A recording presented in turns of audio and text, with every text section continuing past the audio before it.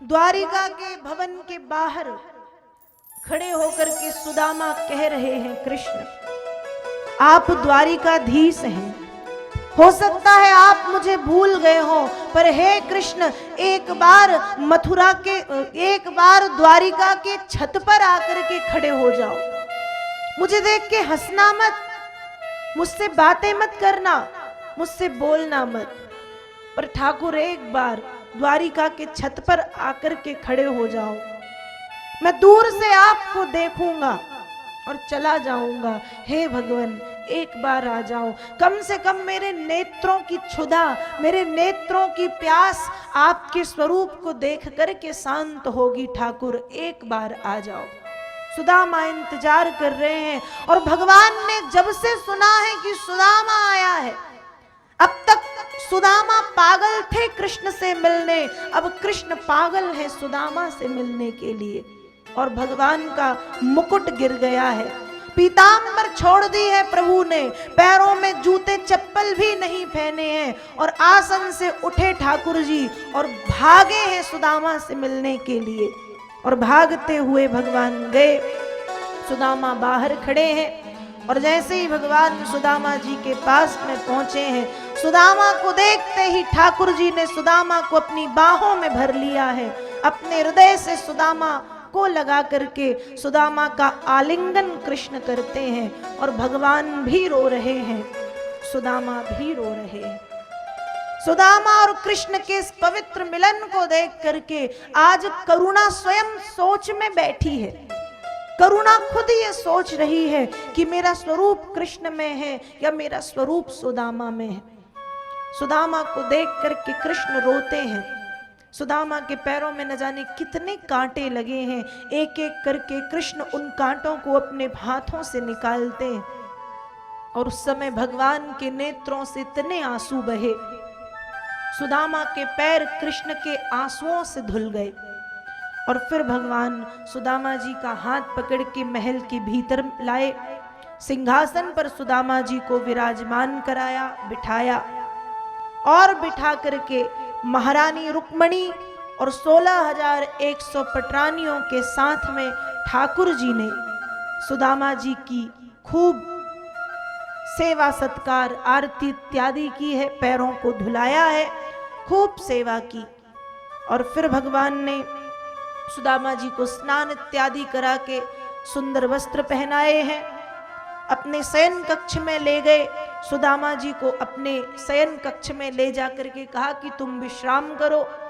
सुदामा जब विश्राम करने लौटे हैं, लेटे हैं, तो भगवान ने सुदामा जी के पैरों को दावना प्रारंभ किया। सुदामा बार बार उठ कर के बैठते हैं, कृष्ण तुम ये क्या कर रहे हो? आपकी रानियां, आपके सेवक, आपकी दासियां देख करके क्या सोच रही होंगी? भगवान बोले, मित्र, तेरा मित्र धनवान अवश्य है, लेकिन तेरे मित्र का विवेक भ्रष्ट नहीं हुआ है।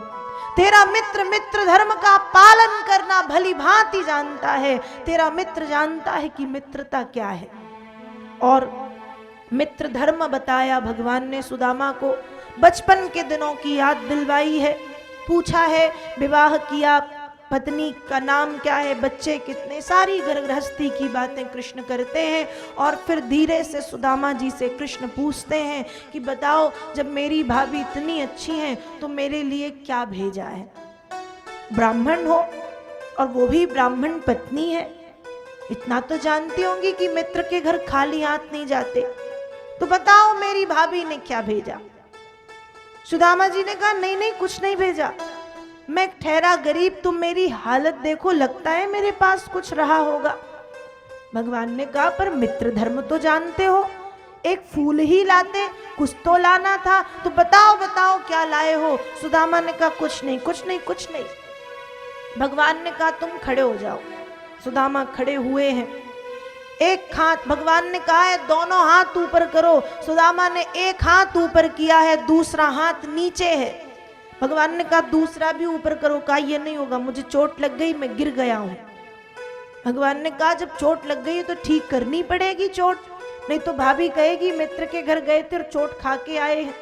और भगवान ने दूसरा हाथ पकड़ के खींचा है, और जैसे ही खींचा हाथ के नीचे से चावलों की पोटली गिरी और गिर करके खुल गई। और जैसे ही खुली है, एक मुट्ठी चावल भगवान ने उठाए हैं और उठा करके प्रेम से खाए, और खाते खाते कहा है, मित्र नन्वे तदुपनीतम में परम प्रीरणम सखे तर्पयत्यंगमा विश्व मेते प्रथुक तंदुला। भगवान कहते हैं, मित्र तेरे तंदुल तो इतने मीठे हैं कि मैया यशोदा के हाथ की खीर की याद आ गई। मना करता था नहीं खाना नहीं खाना, और सारी खा जाता था। एक मुट्ठी चावल भगवान ने खाए हैं, और फिर दूसरी मुट्ठी उठाई है कि रुक्मणी मैया ने हाथ पकड़ा है, और रुक्मणी मैया और कृष्ण मन ही मन बातें करते हैं। भगवान कहते हैं, ये क्या कर रही हो? रुक्मणी कहती हैं, आप केवल सुदामा को देख रहे हो और मैं तीनों लोगों को देख रही हूं। ठाकुर जी, एक मुट्ठी खाने पर सुदामा को सब कुछ मिल गया है। यदि दूसरी मुट्ठी खाओगे तो खुद कहां रहोगे? जहां खुद रह रहे हो वो भी सुदामा का हो जाएगा। भगवान कहते हैं, देवी आज मैं भले सुदामा बन जाऊं, पर सुदामा को कृष्ण बना दूंगा। मैं मेरे मित्र की इस गरीब परिस्थिति को नहीं देख सकता, पर आपने मेरे अमृत में विष घोल दिया है। ऐसा क्यों किया? रुक्मणी मैया ने कहा, बस वही, आप एक भक्त के भाव में बह गए हैं, और मैं तीनों लोगों को देख, मैं माँ हूं और मुझे मेरे तीनों लोगों के बच्चों की चिंता है, मैं उन्हें देख रही हूं। दूसरी मुट्ठी खाने से मां ने रोका है। कुछ दिनों तक सुदामा जी ने द्वारिका में निवास किया, और फिर सुदामा कहते हैं, क्या मैं जाऊं? भगवान ने कहा, बिल्कुल जाओ। जाते समय सुदामा के माथे पर क्षयश्री लिखा था, अपने हाथों से चंदन लगा करके उस क्षयश्री को अक्षय श्री में बदला। देखिए, प्रतिदिन चंदन जरूर लगाना चाहिए, भले छोटा लगाओ, कोई जरूरी नहीं कि त्रिपुंड धारण करें या लंबा चौड़ा लगाएं। छोटा सा, बिल्कुल एक छोटी सी बिंदी के बराबर, पर इसलिए लगाएं क्योंकि चंदन लगाने से कभी कभी जो भाग्य में गलत लिखा है, जो यहाँ पे कुछ उल्टी सीधी बातें लिख गई हैं, वो भी बदल जाती। और चंदन लगाए कैसे? ऐसे नहीं कि चंदन उठाया और बस लगा लिया। उस चंदन को भगवान के चरणों में स्पर्श करा के उसे अपने माथे से लगाना है, हृदय में लगाना है।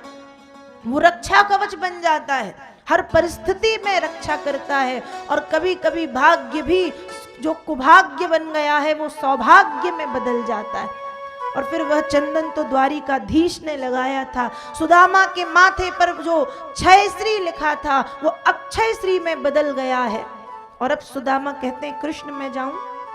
भगवान ने कहा, जाओ। सुदामा चल दिए हैं वापस, और अब सुदामा वापस अपने नगर पहुंचे हैं, जहां सुदामा की एक छोटी सी टूटी सी झोपड़ी थी, बहुत बड़ा भवन बना है। सुदामा सोच रहे हैं, कहीं घूम फिर के मैं फिर से द्वारिका तो नहीं आ गया। ध्यान से देखा, नहीं, ये तो मेरा ही गांव है। अब सुदामा सोचते हैं, कैसी बयारी चली रसिया, घर वाली ने राह नहीं पकड़ी है। दीन दयालु ने संपत्ति तो धरी, दीनी नहीं हरि लीनी हरि है। भगवान ने धन तो नहीं दिया, मेरी ही घरवाली को मुझसे ही छीन लिया। एक ही तो पत्नी थी, वो भी छीन ली। ऐसा सुदामा सोच रहे हैं कि मां सुशीला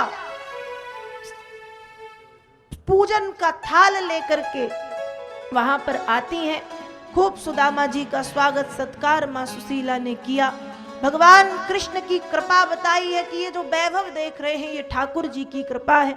सुदामा प्रसन्न हुए हैं और कहते हैं कि देवी, इस वैभव की जरूरत आपको थी, आप अपने बच्चों के साथ सुखपूर्वक निवास करें, मैं जा रहा हूँ। सुदामा ने घर त्याग दिया और जंगल में आकर के सुदामा तपस्या करने लगे।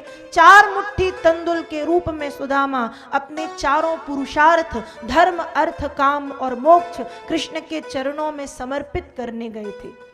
भगवान ने सुदामा जी के धर्म को अपनाया है, अर्थ, काम और मोक्ष सुदामा जी को वापस दे दिया। इस तरह से श्रीमद् भागवत के 10वें स्कंद के 80वें अध्याय में सुदामा चरित्र की पावन कथा का वर्णन श्री वेद व्यास जी महाराज करते हैं।